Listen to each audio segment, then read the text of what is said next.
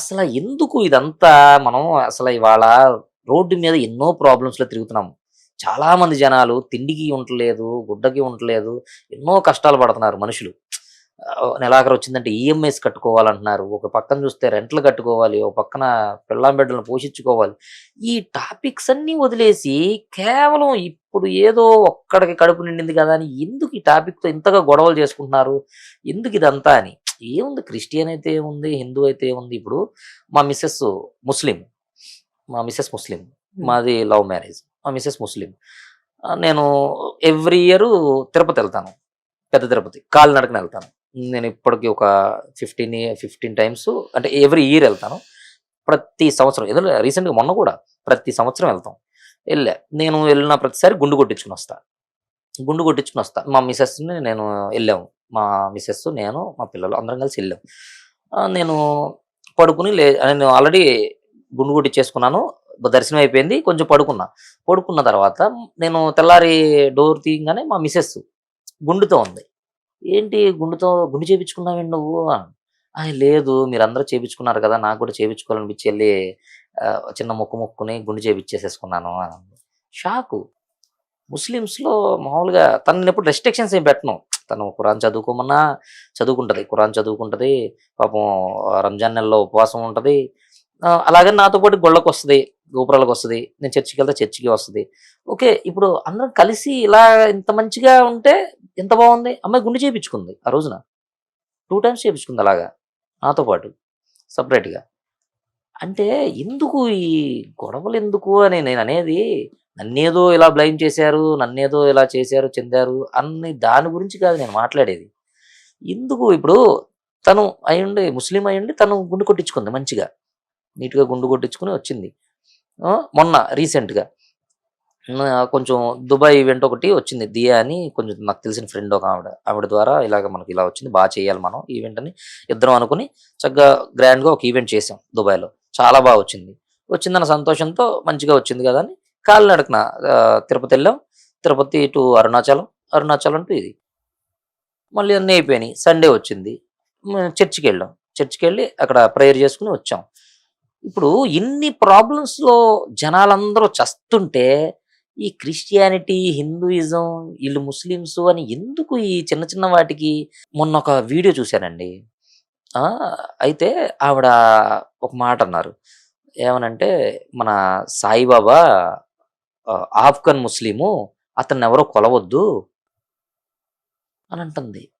అస్సలు ఇన్ని ఏళ్లుగా షిరిడీ ఇంతమందెళ్తున్నాము, ఇంత చేస్తున్నాము. ఇవేమీ కనపడలేదు. ఇంత మంచి జరిగింది. ఇంత తిరుగుతున్నారు. ఇప్పుడు ఇదంతా వదిలేసేసి ఇవాళటికి ఇవాళ ఎందుకని ఇదంతా అందరూ ఒక టీమ్ ఫార్మ్ చేసుకుంటున్నారా? డబ్బుల కోసం. ఇప్పుడు ఈ ఈ ఇన్‌స్టాలోనో తన గురించి మామూలుగా నాకు విడిగా తన గురించి ఏం తెలీదు. నేను ఒక స్కిట్‌లో చేసింది. మా టీమ్‌లోనే మా హైపరాది గారి టీమ్‌లోనే ఒక స్కిట్ చేసింది. ఆ స్కిట్‌లో నేను లీడ్ క్యారెక్టర్ చేశా. నాకప్పుడు గుర్తుకొచ్చింది ఈవిడ అని. ఒక లీడ్ క్యారెక్టర్ నేను చేశాను అందులో. ఓకే. ఆవిడ కూడా చేశారు. ఒక స్కిట్ చేశారు. హైపరాది గారి టీమ్‌లోనే. అయితే ఆవిడకి ఒక యూట్యూబ్ ఛానెల్ ఎక్కడో ఇచ్చింది సంథింగ్. అక్కడ నా ఛానెల్ కూడా ఇచ్చాం. నేను ఎళ్తా ఉండేవాడిని. నా యూట్యూబ్ ఛానెల్ చెక్ చేసుకోవడానికి, నా ఎడిటింగ్ అవి చేపించుకోవడానికి ఒక కంపెనీకి ఇచ్చాం. ఎళ్లి చూసుకుంటూ ఉండేవాడిని. ఆహ్, ఏవో వీడియోస్ పెడతా ఉండేది. కేరళ అని, అదని, ఇదని ఏదో వీడియోస్ పెడతా ఉండేది. ఆ వీడియోస్ వచ్చేసేపాటికి ఒక 1,000, 2,000, 3,000 ఎళ్ళేయి. 1000, 2000, 3000 చూసేవాళ్ళు. ఎంత కష్టపడి చేసినా సరే. ఇప్పుడు అవి ఎళ్తలేదని ఇలాంటి వైరల్ కంటెంట్ తీసుకుంటే మనం ఎళ్తాము అని అనుకోవడం ఎంతవరకు న్యాయం అని. ఇప్పుడు ఇన్‌స్టాగ్రామ్‌లో అవి పోస్ట్ చేసి దాని మీదొచ్చే యాడ్ డబ్బులతోనో, లేదంటే యూట్యూబ్‌లో పోస్టులు పెట్టి దాని మీదొచ్చే రెవెన్యూతోనో, మనం ఇప్పుడు అయన్నీ తీసుకొని ఎళ్లి మనం బ్రతకడం అవసరమా? అలాంటి దాంతో. దానికి బదులు మనం కష్టపడి చేసుకోవచ్చు కదా! ఆఫ్ఘన్ ముస్లిము అతను కొలవమాకండి అంటే, పెద్ద పెద్ద స్టార్స్ ఎళ్లారు. మొన్న గూడా రీసెంట్‌గా మొన్న ఈ మధ్య నా ఫేవరెట్ స్టార్ ఎళ్లారు ఒకాయన. అలాంటిది ఇప్పుడు అలా చెప్పి ఎలాగా అంటే ఎవరి మనోభావాలు ఇప్పుడు దానివల్ల పోనీ ఒక్క రూపాయి ఉపయోగం ఉందా ఎవరికైనా? ఎవడికన్నా ఒక ఈఎంఐ వస్తదా? రాదండి. పోనీ ఎమ్మెల్యేలు. ఎవరికన్నా రెంట్ వస్తదా? ఇప్పుడు వీళ్ళిచ్చిన ఒక చిన్న స్టేట్‌మెంట్ వల్ల ఎవరికన్నా ఒక ఇంటికి రెంట్ కడతానికి గాని, ఆ! ఒక ఈఎంఐ కట్టుకోవడానికి గాని, పోనీ ఒక రోజు ఒక లీటర్ పెట్రోల్‌కి గాని మన యాక్సెసరీస్ తినటానికి ఏదన్నా ఒక యాక్సెసరీస్ కానీ ఏదైనా ఒక్కటి వస్తుందా? మరి ఏం ఉపయోగం నువ్వు ఇవన్నీ మాట్లాడటం వల్ల? నాకు చాలా బాధ అనిపించింది. చాలా పెద్ద పెద్ద మాటలు అంది. వైశ్యాసే వెళ్తారు, మరాఠీసే వెళ్తారు, ఇంకెవ్వరు ఆయన పట్టించుకోరు. అయ్యో. అసలు అదేంటి అంటే ఇప్పుడు అక్కడికి వెళ్ళిన ప్రతి ఒక్కళ్ళు వైశ్యాసేనా? కోమట్లు అయితేనే వెళ్తారా? ఇంకెవరు వెళ్ళరా? మన వీడియో నేను మీరు చూడండి, మీకు అర్థమైద్ది అందులో. ఓకే. ఓన్లీ మరాఠీసే వెళ్తారు, ఓన్లీ కోమట్లు మాత్రమే వెళ్తారు, ఇంకెవరు వెళ్ళరంటే మరి ఇప్పటి వరకు వెళ్ళిన వాళ్ళందరూ వైశ్యాసు మరాఠీసే అన్నమాట. ఇంక ఏ క్యాస్ట్ వాళ్ళు అసలు షిరిడీనే వెళ్ళలేదా? ఎందుకు అలాగా?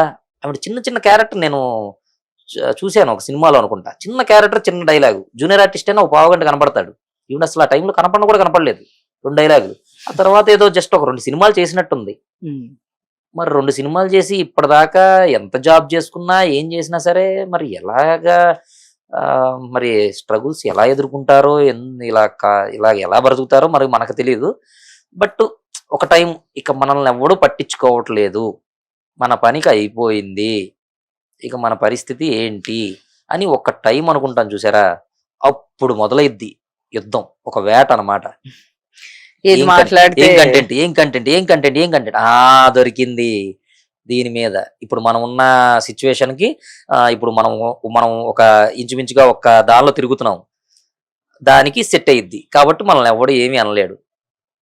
ఏమనుంటే మనోళ్ళు ఎవరన్నా ఉంటే మనోళ్ళు చూసుకుంటారు. వీడు ఎలాగో తీవ్రవాది, వీడు ఎలాగో గొర్రె, ఉమ్. ఈడిది అని చెప్పేసి వాడి మీద తోసేయచ్చు ఈజీగా. వాడిని ఈజీగా తోసేయచ్చు వాడి మీదకి. మనం సేఫ్ గేమ్.